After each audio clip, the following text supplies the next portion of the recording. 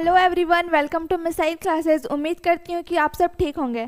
मैं आप लोगों के लिए लेकर आई हूँ क्लास 10 के साइंस के top of the most important question. मैं अभी आप लोग के लिए सेट 1 लेकर आई हूँ। अगर आप लोग को मेरा वीडियो अच्छा लगे तो मैं आप लोगों के लिए और 8 सेट लाने की कोशिश करूँगी। तो जैसा कि आप लोगों को पता है, हमारा साइंस का एग्ज़ाम 20 फरवरी से स्टार्ट है, तो उसी से रिलेटेड मैं आप लोग के लिए क्वेश्चंस लेकर आई हूँ। तो आइए बढ़ते हैं क्वेश्चंस की तरफ। तो हमारा पहला क्वेश्चन है, क्वेश्चन नंबर 1, कौन सा एंजाइम इम्लिस्कृत वसा का पाचन करता है? कौन सा एंजाइम इम्लिस्कृत वसा का पाचन करता है? तो इसका राइट आंसर हो जाएगा ऑप्शन नंबर सी, लाइपेज। इसका राइट आंसर हो जाएगा ऑप्शन नंबर सी, लाइपेज। आइए बढ़ते हैं अगले क्वेश्चन की तरफ। हमारा दूसरा क्वेश्चन है, सामान्य प्रकुंचन रक्तदाब होता है। सामान्य प्रकुंचन रक्तदाब होता है तो 20 मिलीमीटर। ऑप्शन नंबर सी इसका राइट आंसर हो जाएगा। सामान्य प्रकुंचन रक्तदाब होता है तो इसका राइट आंसर हो जाएगा 120 मिलीमीटर। ऑप्शन नंबर सी इसका राइट आंसर हो जाएगा। आइए बढ़ते हैं अगले क्वेश्चन की ओर। तो हमारा क्वेश्चन नंबर 3 है, पत्तियों में प्रकाश संश्लेषण द्वारा बना भोजन पादप के अन्य भागों में किसके द्वारा भेजा जाता है? तो ये भेजा जाता है फ्लोएम द्वारा। किसके द्वारा भेजा जाता है? फ्लोएम द्वारा। पत्तियों के प्रकाश संश्लेषण द्वारा बनाए भोजन पादप के अन्य भागों में किसके द्वारा भेजा जाता है? तो फ्लोएम द्वारा। याद रखेंगे, फ्लोएम द्वारा भेजा जाता है। आइए बढ़ते हैं अगले क्वेश्चन की ओर। तो हमारा क्वेश्चन नंबर 4 है, पौधे में वाष्पोत्सर्जन किस भाग में होता है? पौधे में वाष्पोत्सर्जन किस भाग में होता है? तो ऑप्शन नंबर सी इसका राइट आंसर हो जाएगा, पत्तियों में होता है। पौधे में वाष्पोत्सर्जन किस भाग में होता है? तो पत्तियों में होता है। इसे याद रखेंगे, ये बहुत इंपॉर्टेंट क्वेश्चन है, आपके एग्जाम में बार बार पूछा जाता है। आइए बढ़ते हैं अगले क्वेश्चन की ओर। हमारा क्वेश्चन नंबर 5 है, निम्नलिखित में से कौन उभयलिंगी जंतु है? निम्नलिखित में से कौन उभयलिंगी जंतु है? तो यह है केचुआ। केचुआ जो है उभयलिंगी जंतु है। आइए बढ़ते अगले क्वेश्चन की ओर। मानव हृदय का औसत प्रकुंचन दाब है लगभग, जो मानव हृदय है उसका प्रकुंचन दाब लगभग कितना होता है? तो 120/80। 120/80 होता है। आइए बढ़ते हैं अगले क्वेश्चन की ओर। तो हमारा नेक्स्ट क्वेश्चन है, हाइड्रा में प्रजनन किस विधा से होता है? हाइड्रा में प्रजनन किस विधा से होता है? तो यह होता है मुकुलन से। हाइड्रा में प्रजनन किस विधा से होता है? तो मुकुलन विधा से होता है। ऑप्शन नंबर बी इसका राइट आंसर हो जाएगा। आइए बढ़ते अगले क्वेश्चन की ओर। नेक्स्ट क्वेश्चन है, मनुष्य में वृक्क एवं तंत्र का भाग है जो संबंधित है।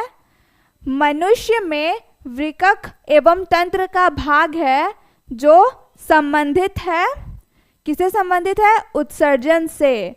किससे संबंधित है? उत्सर्जन से। मनुष्य में वृक्क एवं तंत्र का भाग है जो संबंधित है उत्सर्जन से। आइए बढ़ते अगले क्वेश्चन की ओर। तो हमारा अगला क्वेश्चन है, कवक में पोषण की कौन सी विधा है? कवक में पोषण की कौन सी विधा है? तो इसका राइट आंसर हो जाएगा मृतजीवी। कौन सी विधा है? तो मृतजीवी विधा है। कवक में पोषण की कौन सी विधा है? तो मृतजीवी विधा है। जिन्होंने अभी तक हमारे मिसाइल क्लासेस के ऐप को डाउनलोड नहीं किया है, वो प्ले स्टोर से जाकर मिसाइल क्लासेस के ऐप को डाउनलोड करें। और हमारा एक ऑनलाइन टेस्ट सीरीज़ है जो हम लोगों ने क्लास 10 के लिए लेकर लाया है। इसमें आप लोग ऑनलाइन टेस्ट सीरीज़ ले सकते हैं और आपके एग्ज़ाम के अकॉर्डिंग हमने बताया है इसमें कि किस तरह के क्वेश्चन आपको देखने के लिए मिलेंगे इसमें। तो जिन्होंने अभी तक हमारे कोर्स को बाय नहीं किया है वो जाए और प्ले स्टोर से हमारे कोर्स को बाय कर ले। आइए बढ़ते अगले क्वेश्चन की ओर। खुला परिसंचरण तंत्र किसमें पाया जाता है? खुला परिसंचरण तंत्र किसमें पाया जाता है? तो ये पाया जाता है कॉकरोच में पाया जाता है। खुला परिसंचरण तंत्र किसमें पाया जाता है? तो कॉकरोच में पाया जाता है। ये क्वेश्चन बार बार रिपीटेड है, ये आपके लिए बहुत इंपॉर्टेंट है, तो इसे याद रखेंगे। आइए बढ़ते हैं अगले क्वेश्चन की तरफ। तो हमारा नेक्स्ट क्वेश्चन है, मनुष्य के वृक्क की रचनात्मक और क्रियात्मक इकाई क्या है? मनुष्य के वृक्क की रचनात्मक और क्रियात्मक इकाई क्या है? तो विकिक नलिका, विकिक नलिका। और पादप में फ्लोएम उत्तरदायी है। पादप में फ्लोएम उत्तरदायी होता है भोजन संवहन के लिए। भोजन संवहन के लिए पादप में फ्लोएम उत्तरदायी होता है भोजन संवहन के लिए। आइए बढ़ते अगले क्वेश्चन की ओर। तो हमारा नेक्स्ट क्वेश्चन है, रक्त का थक्का बनने में सहायक होता है। रक्त का थक्का बनने में सहायक होता है तो रक्त विषाणु द्वारा। रक्त विषाणु द्वारा रक्त में थक्का बनने में सहायक होता है, मतलब रक्त में थक्का को बनाने में कौन सहायक होता है? तो रक्त विषाणु सहायक होता है। आइए बढ़ते हैं अगले क्वेश्चन की ओर। कूटपाद किसमें पाया जाता है? कूटपाद किसमें पाया जाता है? तो ये पाया जाता है अमीबा में। ऑप्शन नंबर सी इसका राइट आंसर हो जाएगा। कूटपाद किसमें पाया जाता है? तो अमीबा में पाया जाता है। आइए बढ़ते अगले क्वेश्चन की ओर। भोजन का पाचन किस प्रकार की अभिक्रिया है? भोजन का पाचन किस प्रकार की अभिक्रिया है?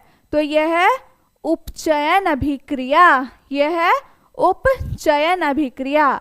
भोजन का पाचन किस प्रकार की अभिक्रिया है? तो उपचयन अभिक्रिया।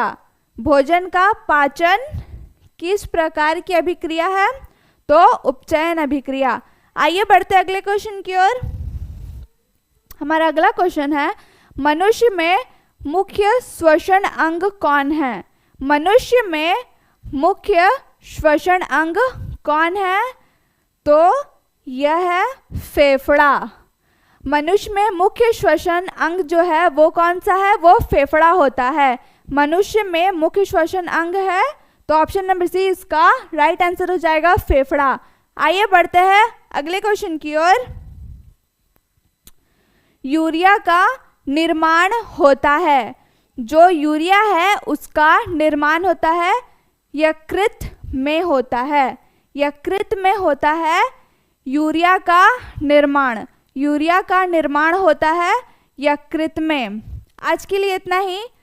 अगले वीडियो में मिलेंगे नेक्स्ट सेट के साथ।